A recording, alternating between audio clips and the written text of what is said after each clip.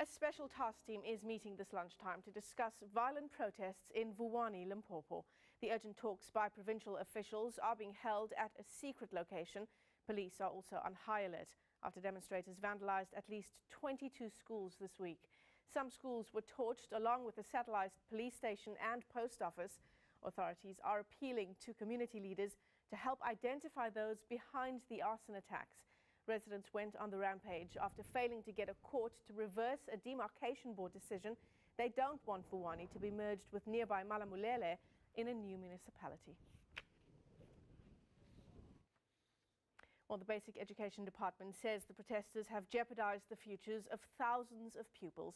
50 schools in the area remain shut. Our reporter Zikhona Chona takes us through one of the damaged schools. We're in a village called Mashau in the Vuwani area, at one of the schools that have been partially destroyed. We have seen equipment from the school out on the streets with children using it as toys to entertain themselves. At this time of the day, you would expect that this class would be filled with pupils and an educator in front of them, giving them a lesson of this hour or of this day. But it's not likely to happen here, not until the end of this week at least. Education officials say they couldn't access the schools on Wednesday because the situation was still very tense.